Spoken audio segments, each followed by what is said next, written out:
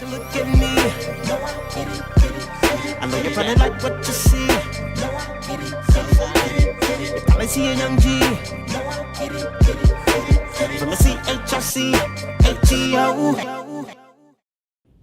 Started here in the city of Chicago. As a youngin', I did everything from playing drums to playing basketball to shoot dice to, everything you could possibly get into without getting into the worst of things that the city had to offer. But my mom made sure I was in church on Sundays, no matter where I was during the week. Learning the rules of where I was on the streets and, what church was, I really understood my balance the more I got older. My pops told me that I couldn't really branch out on my own until I graduated from high school. Give him what he wanted, he give me what I want. That was the code, right? So I finished high school on time. I wasn't really like the best student.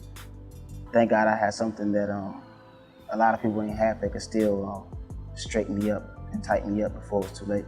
A friend of my brother's by the name of Kevin Randolph was born in Chicago.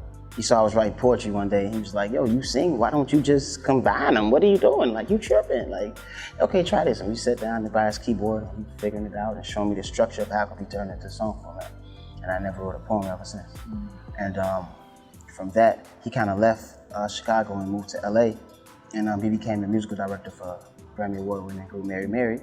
And their male background singer left at the time, and they was like, yo, if we know about BJ, if he could come and, if you get to LA, he got a job. I was in LA within 7 days. Then my dad got into it for something stupid. He was working at United Airlines at the time. And back then he had the buddy passes where it's like carbon copies, so you write your name on one and go through all the pages. So you got one ticket, you got 4 tickets. And me and my dad got into it and he left to go do whatever errands he had to do, and I started just packing my stuff in garbage bags. I was just mad, I was crying, I was furious.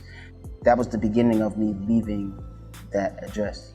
My mom told me she had a ticket left. It was 1 ticket left without her name on it. I don't know how in the heck that happened. I felt like that was like, if my life had to be a movie, that would be an important part that would have to be accurate. The way she gave me that ticket, like it was under her nightstand, so she lifted up the lamp. It was under the lamp, and he laying there asleep next to her. So we just got into it a couple days ago, and she sneaking giving me this ticket. Ain't nothing like a mother's love, man. Nothing like a mother's love. So I was blown, but I told myself I would never come back to Chicago until I got myself together. As far as for them to see, and as far as for myself to be able to continue to move around LA. So I ended up sending a plaque back from a Mario album that I did called Nike's Fresh Out the Box, and Here I Go Again. And it was like the album went platinum, and we sent the plaques back home, and my mom was like, you got a box? I was like, no, that's your box, open it up. So when she opened it up, she was like, she was blown. I knew what was in it, but it was just such a cool moment to say, okay, now I'm coming back. What is it about that artist to audience engagement that really fuels you and drives you? To be totally honest, I still haven't figured it out. That's why I'm still attracted to it. You know what I'm saying? I still haven't figured it out. It's just a feeling that I've loved and always loved that will never get old. It's very hard to describe it sometimes because it's a feeling, it's an energy that you get, but you have to let it go too. And you leave that stage, you don't abide there. I'm Brian when I leave the stage. I'm not BJ the Chicago Kid. I believe a lot of the rules that I learned here in the city helped the maturity side of things, like far as when to talk, when not to talk, when to chill, when to actually present what you're trying to do to somebody that has very little time for everything. You could be really dope, but you could present an incredible project at the wrong time to the right person and they still don't get it. And they don't got time to listen because you picked the wrong time. Chicago taught me a lot of those things. It taught me to be confident in what I do. It taught me to be a student of life too. It taught me not to be afraid to learn, no matter how old you are. You still don't know it all. It taught me that life is realer than what paper says, than what a computer says. So Chicago has taught me everything to give me the name BJ the Chicago. Before LA to accept me as their own, I feel like that's just freaking one of the coolest things, you know.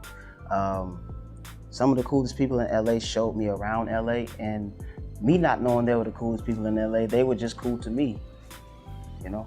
And they kind of introduced me to other cool people that I soon to see take covers for everything from Jet and Ebony. Like I have friends that done cover shoots for you guys that I've met through other incredible friends, just on some low-key chill. And they're friends that we eat lunch together, go have coffee, tea, chill, laugh, joke, and we're friends. Being around creatives and good people and creative people keeps you around the same thing.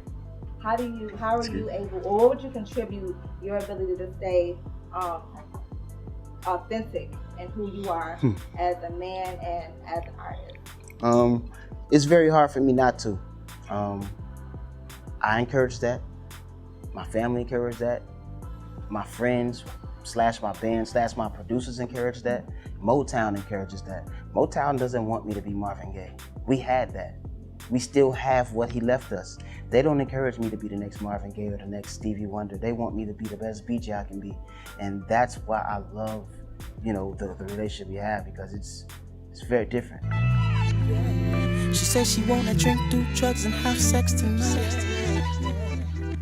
But I got church in the morning, church in the morning. A friend of mine said the music always tells you what to do.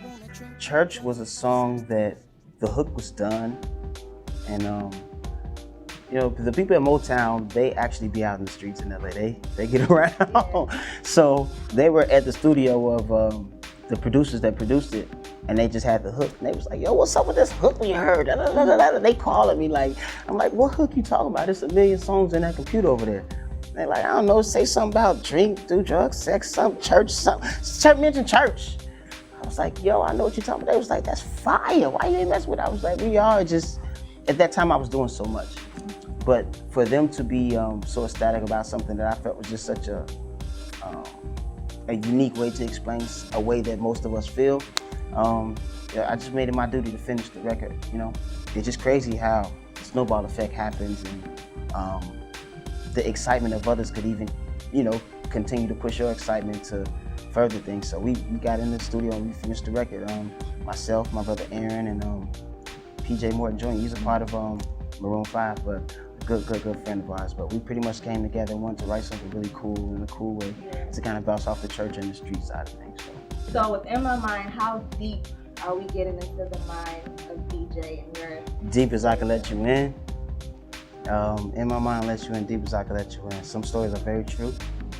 Some stories are like literally my life story, word for word. Some of it is pure creativity that actually blends perfectly, lyrically, vibe-wise, song-wise, with the next song.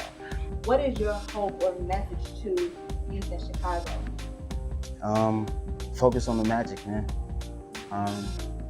It's people that are still fighting for you, with you, even when you ain't even paying attention. Focus on the magic. Focus on the things that take your sleep. Focus on the things that make you forget to eat. Focus on the things that just drive you crazy in the most positive way, because that's what I did. That's what I continue to do daily. Focus on the magic. Focus on the gold. Like the gold, G-O-L-D, not the gold, the gold. No silver, no bronze. Focus on the biggest thing. The biggest thing you're afraid of, that's what you should figure out. Straight up.